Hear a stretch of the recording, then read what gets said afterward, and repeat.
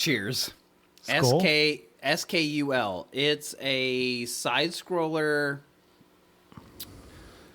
rogue light, but I would even put this rogue even baby What happened step. to you describing your drink? Oh, sorry. I thought we were doing the We haven't even fucking- started the show yet. We're just going over toast. Oh, it's a new Jameson. It's Okay, Jameson, thank you. Jameson always triple distills with their grain rice and whatever the hell, which I'm not a big fan of after learning and single pot and all that stuff. But they do a triple cask of like sherry, something else, and a chestnut, and for a reasonable price. It is amazing. And I'm a big Denver Stranahan's kind of guy, which has pretty high alcohol. This is similar on a very cheap note. Yeah, it's Okay. great. Nice. I bought 2 bottles. When this one runs out, I'm going to get a third. Like, it's great. Like, it will not be not in this house. Good to hear. I got to get a bottle. I was talking with Art today, and he said that there is actually a distillery on the grounds of Guinness. And we were talking about that, and he's going to go find a bottle. So next time, it's not called Guinness whiskey, but I'm the name eludes me at this minute. But I'm going to try that in probably the next 2 weeks. But this is a Manhattan, My favorite. with black walnut bitters, and I kind of did something crazy. I was making it, and I said, you know what? I'm gonna pour in some Dr. Bird pineapple rum. I haven't heard of it, and I like rum, and I like pineapple, and I like them together even better. So Dr. Bird is it's a very funky rum that's used just as typically in cocktails as like a small additive. Like you don't use it as the base because it's got too much flavor. It's made by Two James Distillery in Detroit. Maybe my all-time favorite distillery. I don't know. It's very, very much up there. But they have their Dr. Bird's rum, and then they did a pineapple version, which I tried last time I was at the distillery, and it is really, really good. And it is fantastic in cocktails, and it is making this just a very delightful Manhattan. That's awesome. I'm really excited. We should probably start the show.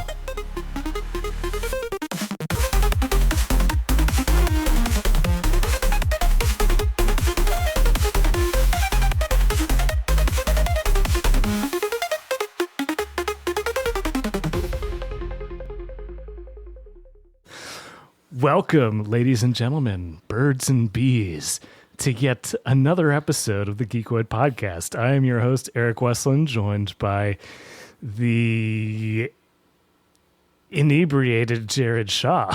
Not yet. Not yet. Not yet. But I think Oh, man, this is plenty of- episode 7. It's episode 7, and plenty of these episodes have happened that way. But not yet.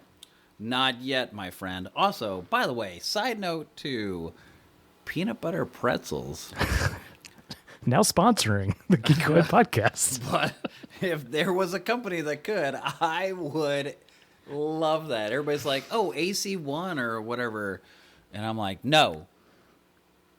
Peanut butter pretzels. If anybody Or- wants to send us peanut butter pretzels, we will absolutely include you as a sponsor. That is the sponsorship cost. How much would I have to mute myself? Because I'd be like, well, it's time. Yes. Peanut butter pretzels, man. And as my wife said earlier this evening, almond butter pretzels from Trader Joe's. You got to try them. They're legit. I got to. I have to. If they had hazelnut, I would probably poop my pants. It was like Nutella. Nutella pretzels. My God, dude. All right, moving right along. The sports ball game happened this past weekend. It did. And everybody was like, It's rigged. It's gonna happen. Congratulations, Eagles. You burned your house down again. Did you see any of the videos of the celebrations? Yeah, the mayor going like, "Hey, somebody hurt themselves climbing a streetlight post. Don't do that." They try and grease them so that it discourages people, but people see that as a challenge. I don't know what to do with these crowds anymore. They're just ridiculous. Are you? Cedar Village here at Michigan State University was notorious for just burning couches after games and just all this type of riot behavior. And I just don't get it. You're destroying your own community because you won. Dude, it sounds like Purdue and IU.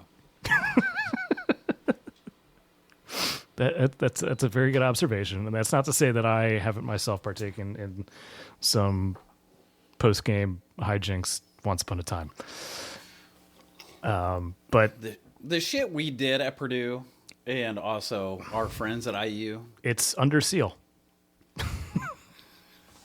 I get it. It happens. Now, many people for an entire city.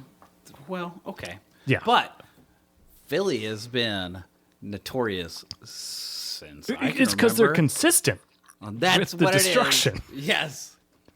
If there's a The win, city of brotherly love delivers a lot of chaos and mayhem. if there's a win, this city burns. If you were to, I don't know, base a Crackdown adaptation in any city, it might have to be Philly. That should be the next GTA. My God. After Miami? Why do you keep going after Southwest and Southeast? You've got to be hooking up Philly, dude. I don't think... amount of mayhem. Is there a celebration? Great. Is there a trauma? Also great. All right. We have our pitch. GTA 7. We got to go to Rockstar. I'm trying to think of a rhyme. Kicking Philly. Philly. I don't even know. Well, you have to do a take on City of Brotherly Love. Oh yeah, that joke has got to be there because the joke's already there. But you anyway. know what the joke is going to be? It's going to be the City of Fatherly Love. Because it's just going to be full of parents who beat their children. Get out there. What are you doing? All right, we can't give this content away for free, so we got to move on. Sponsored by Child Protective Services. We can get dynamic active fucking sponsors, but I would like some real sponsors. And Yeah, Manscaped, we'll get there. Look at both of us. Manscaped, dude, we are prime sponsors for Manscaped. Hello Tushy too. I need a good. Oh my God, you got to stop. People are going to think we actually have sponsors. I'm just saying. Hey, what's the email, Eric? Geeqoid@gmail.com. And that is spelled Geeqoid. good. It's exactly how you wouldn't expect to spell it. But if you're listening to this podcast, you've probably seen the title. So, I don't know, be educated or something. So what's in the news? What's there's not a lot of news. What's in life and then you're experimenting with? We were talking about some new stuff you could talk about in this podcast. I still want to talk about Ubisoft too. So there's two things, ADD going on. Oh, yeah. I don't know how to take go. that. I was going to say that America wasn't a big winner from the Super Bowl, but the Super Bowl ads themselves To America? were yeah, Americans were a winner as a result of that. That was not a very good transition. So one of the main ones that I found very entertaining and I think is a fantastic return to form for Marvel is the latest Thunderbolts trailer. I haven't watched it. It looks like what a did I say ton in of last, fun. Did I say in the last episode that Fantastic was going to be my first Marvel movie to go back? Yes, I think so. And that's this summer, if I'm not mistaken, like June or July. July, yeah.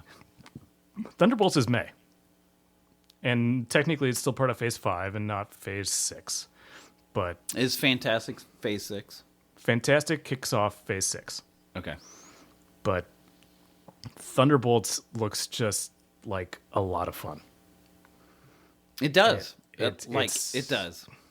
Like a slightly darker, grittier Avengers, but Well, if you've more seen more funnier. yeah. I like Like if you put Avengers, and I think if you put Civil War, which Civil War was always more like the movie on Netflix that you're trying to get me and Kitty into, Silent Agent, Night Agent. So if you put it's a show, not a movie, by the way. Whatever, 2 seasons. Most people watching this would be like, Jared's an idiot because it's the #1 show on Netflix. Oh, well, I guess I should watch it. I'm such an idiot. Fuck me. So, yeah, if you put, like, it looks like a Civil War espionage with the Avengers with a Suicide Squad, because they're all outcasts and whatever. So, put the 3 together. Like, I might watch it at a theater. I want to figure out how we can, because it looks like a blast. 3 hours away. Is there a movie theater in between us? Oh, yeah. It would be Elkhart or Mishawaka. Yay. I'm so excited. Gary, Indiana. Gary, Indiana. No. Gary, Indiana. No, that's further west. All right. Fort Wayne? No, it'd still be Elkhart, Mishawaka, South Bend. I don't know. We'll see. My favorite was Harrison Ford doing Jeep, and everybody else going, "You do not stop." But whoever wrote that copy, I found that very entertaining. that was pretty good. Yeah. And he's like, "The only vehicle you wave in is people that still wave." And I just got my Jeep back today, and the first thing I thought is I waved and somebody else did. I went, "Damn you, Harrison Ford." It still works. Thanks, Wrangler. All right, so we had that. Anything else? Really? Ubisoft and your rig for the future. A Sony something and a DJI Ronin. Oh, baby. R1. Wait, you're combining Ubisoft, Sony. No, I'm just like throwing DJI. things out there. Which do you want to go for next? Oh, it's like kick us out with Ubisoft. Oh, Yeah. are we talking about the potential bankruptcy? Yeah. Forgot about that already. Yeah. Time flies. This is like the Jeez. third remembrance. Like, hey, by the way, we should talk about Ubisoft. And it's like 2 or 3 episodes that I'm like, we've talked about other stuff, mainly or not Apple. Well, yes, it has been Apple and Nintendo because. Yeah. But yeah, Ubisoft. You're doing a Jared right now, and you're like, let me just. Look that I'm up real Googling, quick. yeah. Yeah. Well, at least your computer, your keyboard's quieter than mine. Which is funny because I have a clickety clack keyboard. Yeah, you do. That's what she said. I'm going to have to be really judicious about editing this episode. No, that's fine. Just use ducks and dolphin farts. It's fine. Still my favorite. So 10 hours ago, Starknet Foundation and Ubisoft launched a Web3 game development program. Oh, that was not long ago. Oh, I am talking a month ago. Oh, Ubisoft we're is ahead of the times right now. Still doing stuff, but I feel like the Chapter 11 rumblings are still in the background. Like, which here's the thing: Ubisoft has had incredible success with a lot of their AAA titles. Like, Assassin's Creed hits home runs. Yes. What's Like, the other one? Every single one. I'm about to open up another tab. The Downward Dogs. No. Underground Dogs. They were so popular. Oh, man. Rainbow Six. That's a good one. Yep. That's a good franchise. Star Wars Outlaws. That was great. And after a few updates, it was even better. Which was fast. They were very fast. Not like No Man's Sky that took 2 years. Yeah. Very good. And I'm going to play it. Watch Dogs. That's what it was. Watch Dogs, yep. Not Down Dogs. That's a yoga pose. So they have all these successful franchises and like a whole bunch of mobile spinoffs and stuff like that. But I have to imagine they are not adapting to the changing environment. And what I mean by that, if you look at a lot of large tech You companies, said this last episode. I don't know, but you keep going. well, so game development and tech companies are very much separate. Far Cry. But at the same time, there's a lot of tech that overlaps, a lot of underlying infrastructure that overlaps. And you look at what Meta and Microsoft and really all the big tech companies, they slashed about 10% of their workforce in 2024. Because they realized, we have a lot of efficiency gains with AI. Like the code editors and code co-pilots, like GitHub Copilot and everything, like are making standard engineers about 30% more efficient. That's what I'm seeing at my company today. It is absolutely mind-blowing. And Is this an... I think part of it is like Ubisoft is trying to adapt to like the ballooning costs of these AAA games, and they can't contain it, and they don't know what to do. And they sunk a ton of money into this pirate game, Skull and Bones, and that has fallen flat. Like $500 million into the development, maybe not $500 million, but like hundreds of millions of dollars, and I don't know if they've recouped like even a third or a quarter or maybe even 10%. Which is interesting that you say that, because of their games that if you buy online on their website, you're looking at $50 to $70, but Skull and Bones is $40 on their website. By the way, they are part of the Tom Clancy IP. So you've got, like you said, Rainbow Six. Let's be really clear about this. All the Far Cries, and they haven't done a Far Cry in a long time. Prince of Persia was... I'm not justifying them. I'm just throwing IPs out that they also have. And I don't think they have the IP to that. They were just given the rights to it. It was great. Yeah, go for it. So I think one of the things to call out is a lot of their successful franchises are pre-existing franchises and not ones that were originated within Ubisoft. So Star Wars Outlaws, Rainbow Six Siege, Prince of Persia, like they have to pay licensing fees for the IP. So that cuts into the bottom line. Yep. So a lot, like I want to say Assassin's Creed is theirs. Yeah, is an original IP, but outside of that, I don't know if they really have any hits that are like Skull and Bones was supposed to be their next big hit. I think The Crew. That's a Ubisoft original. They even put it on the box cover that Skull and Bones is like their own, but they're only selling it for $40. Okay, well that's not telling. Do you want to hear a really interesting industry fun fact? Yeah. I don't. So you know what? Here's even worse.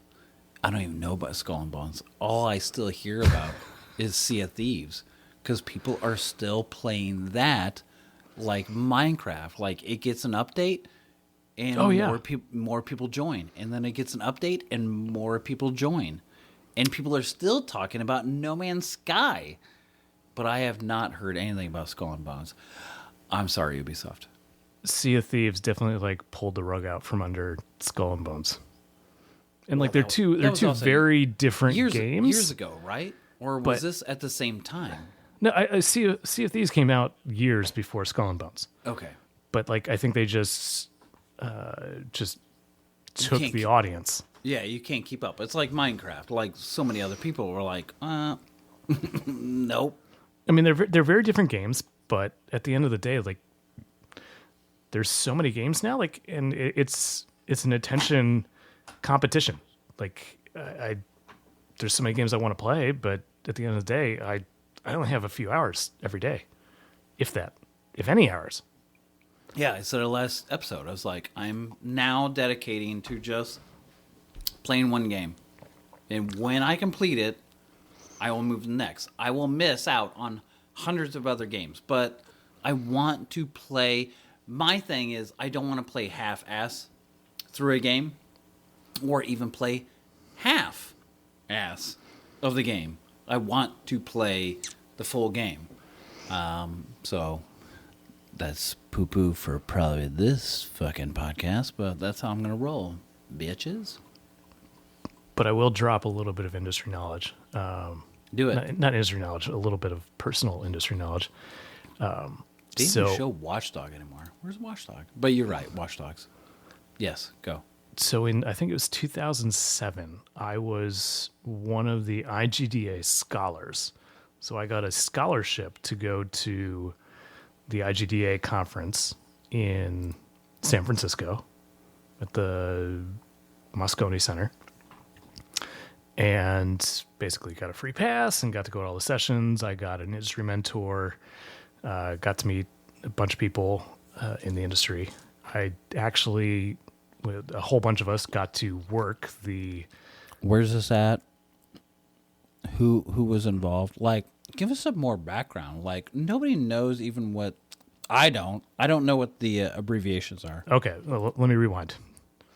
IGDA is the International Game Developers Association. And they're the people who throw on a big developer conference in March of every year at the Moscone Center in San Francisco.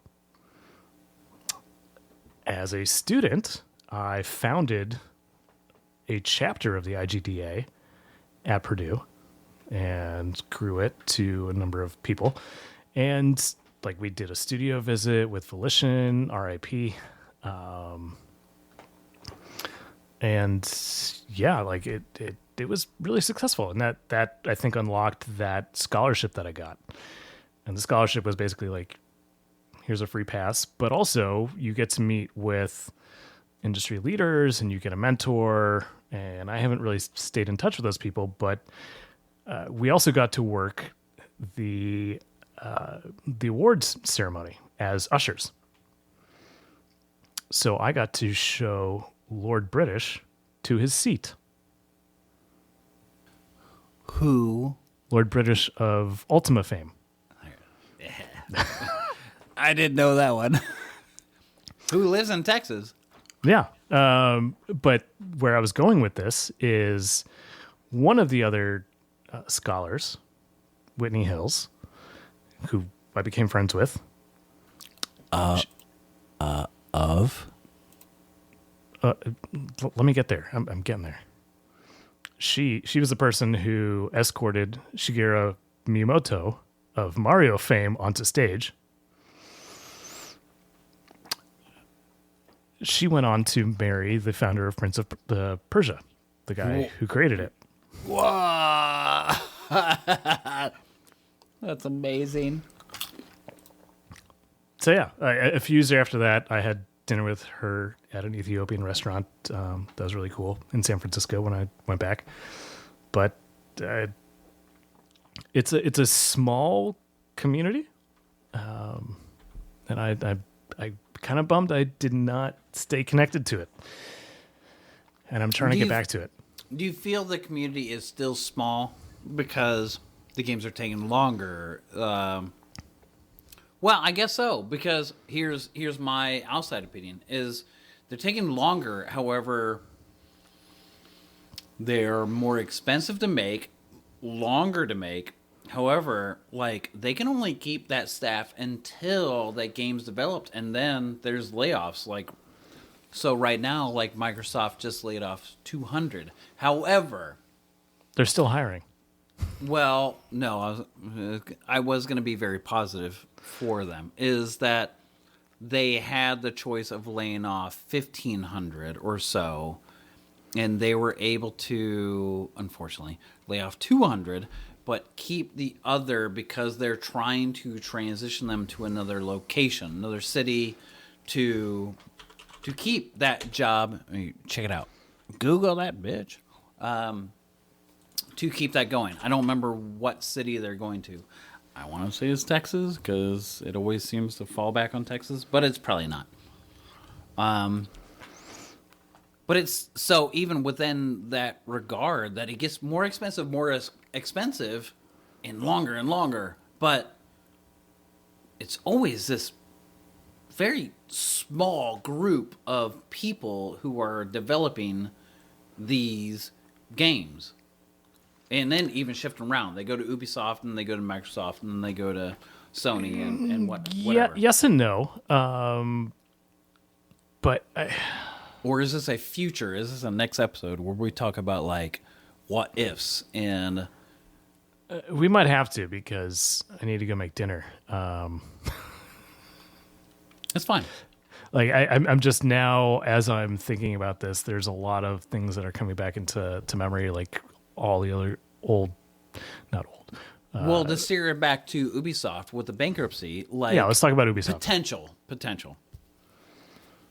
What? I think, if anything, it'll be a Chapter 11 style bankruptcy, which is a reorg. I don't know. I think they're based in Canada or either Canada or France. It's weird where they're domiciled. They're both, aren't they?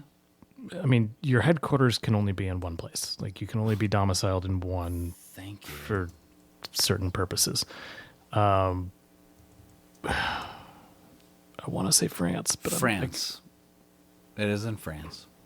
It is huge. It's so gigantic on my screen right now.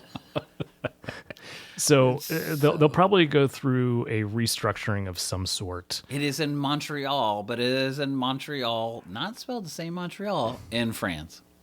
Oh, okay. As I was saying, they'll go through a reorg. They'll come out the other side, consolidated debt. They have so many strong IPs that they're responsible for. I think they'll figure out a way to cut production costs, probably cut down the size of the games that they're producing. Because here's the thing. They're even doing an Avatar, which I didn't even know about. I apologize to anybody who knows about that game. Yeah, apologize to me for continuously interrupting as I'm going on this diatribe. Yeah. You motherfucker. But here's the thing. Ubisoft makes these epic AAA games. I'm curious to know what percentage of completion most of the people have. Like, I played a ton of Assassin's Creed Valhalla. I don't think I ever finished it. I sunk 100+ hours into that game, and I never finished it. Like, how many human years are you spending on content that no one will ever see? Like, it's impressive, yes, but to what end?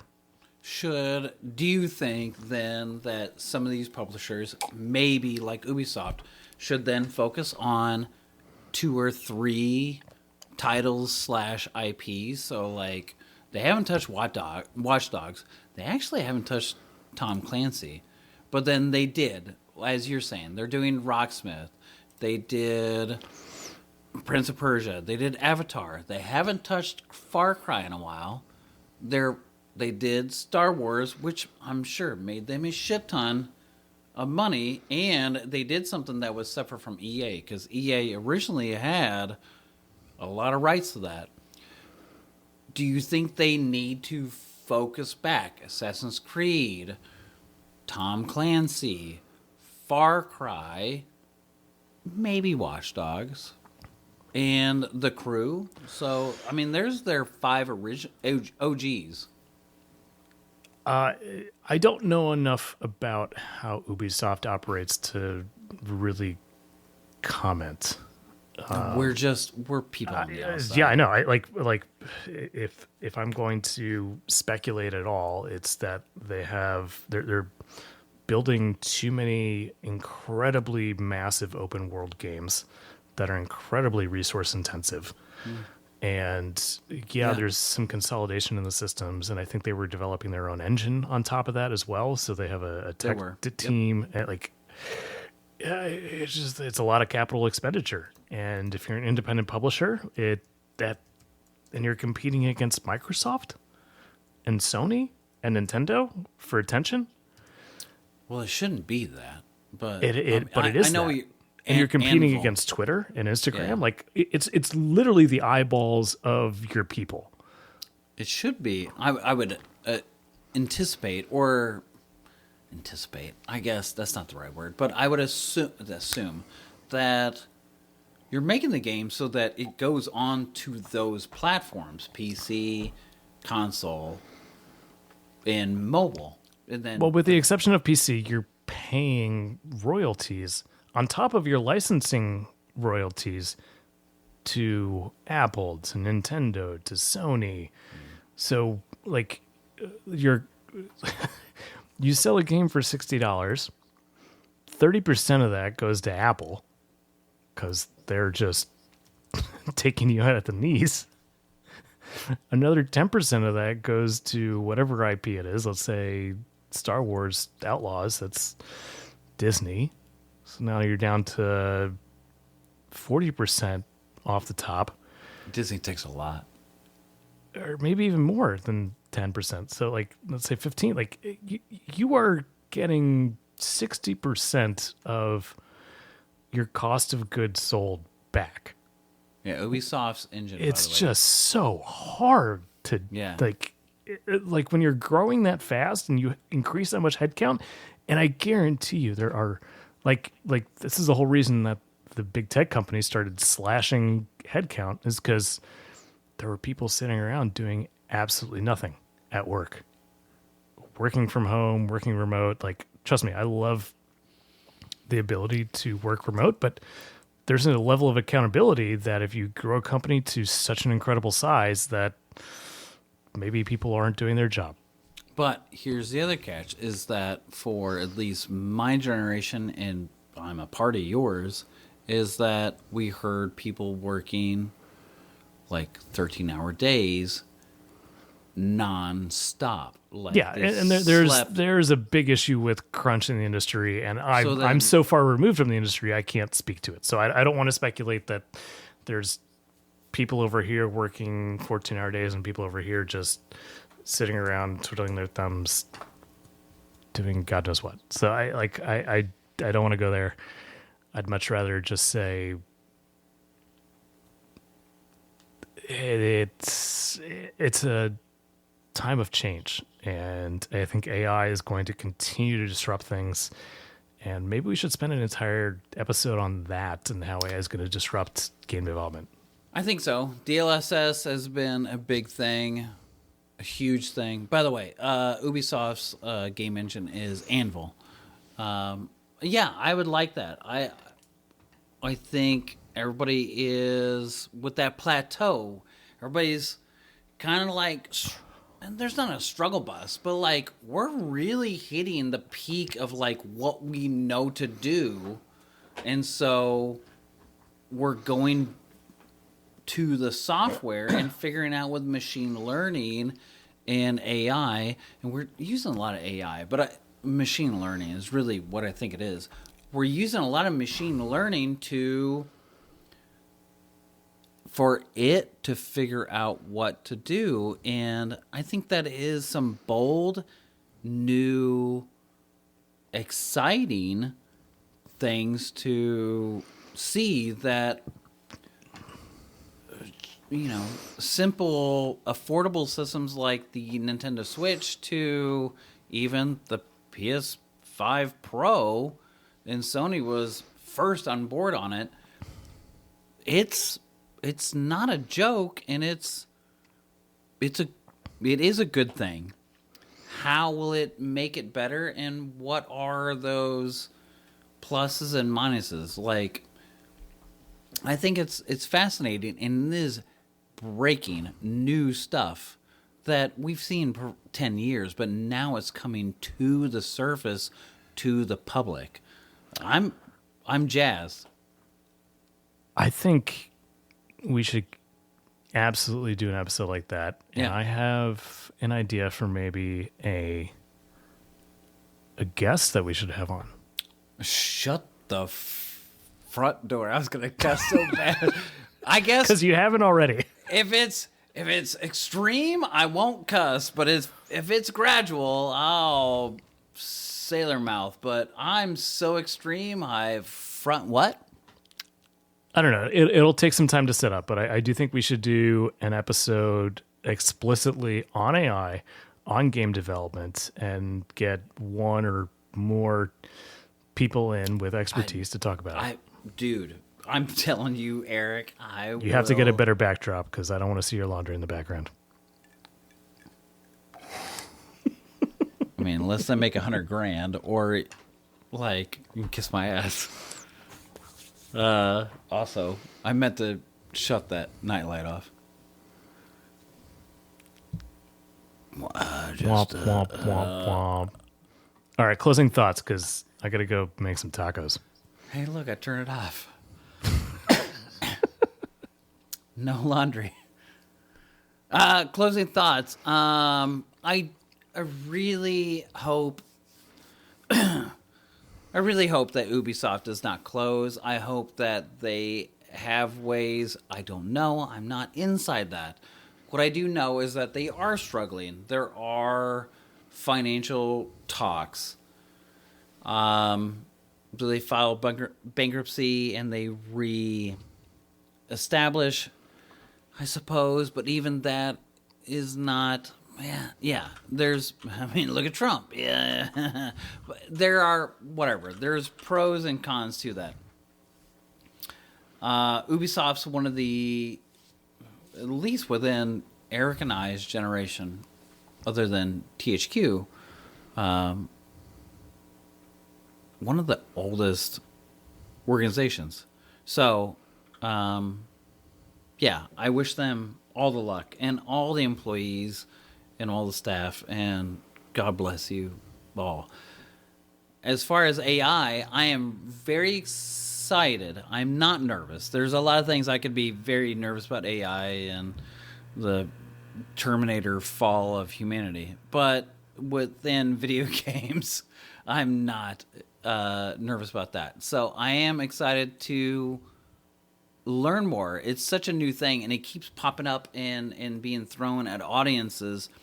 So it would be amazing to be a podcast that we can actually get people on to help audiences understand AI and how it affects software and video games. So that's great. I think we could do more than just that. I think we could do an episode per industry if we really wanted to. So a little bit of context. Tomorrow I'm going to, Microsoft is hosting an AI tour in Detroit, and I was invited to go to that. So I'm driving to Detroit tomorrow morning at 6:30 a.m. to... That is so awesome. To go now, meet and greet. And this is not 360. It's not 360 Microsoft. It is Microsoft, for everybody to understand that, correct? When you say 360, I think you mean 365. No, Xbox. Sorry, Xbox. I went old. No. No. This is not Xbox. This is enterprise uses of AI, how you can leverage Copilot, everything that they're doing on the Microsoft side to push AI. So, and that's interesting. That's a lot of what my day-to-day is as well. So, yeah. And I know there's Gemini, that's Google. There's Apple Intelligence, that's Apple. So, yeah, yes, please. I think 2025, this is going to be the talk. And this is going to be the push for everybody else. And it's going to be the talk for the rest of our lives, to be completely honest. I think this is the start of it. And this is the start, yes. The start of our new presidency. This is the start of this new era for software. And I think if Nintendo, an older company who is classic to wait 5 years or 10 years and watch, like Apple, wait 5 years or 10 years and watch, and they are adopting easy I'm killer. grimacing. Dude, I am more hardcore than Nintendo than I think you are. Oh, absolutely. That's why I'm grimacing, because I think you saying that Nintendo can have a wait and see approach to AI is a bit naive. No, with what I'm saying is that they're using DLSS. They're talking to NVIDIA. Using DLSS is not AI. No, it's machine learning. Machine learning AI, I don't care what you call it. I'm just saying it's not foundational to how Nintendo operates. And that's what I'm talking about, is how is Nintendo going to adopt AI to change how they operate? Oh, well, I don't know what you just meant by that, but sure, because it was so we'll strong. We'll dig into that in the next episode. So strong and confident.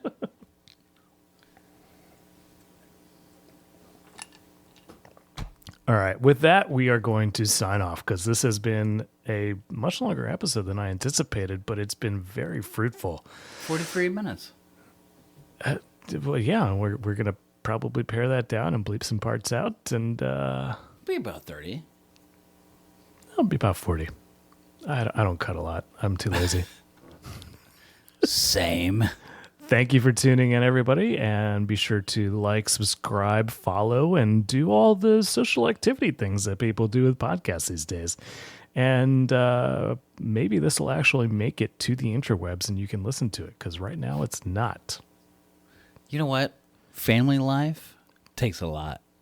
It does. I need to go make tacos. I love you, bro. Love you too, dude. End of transmission.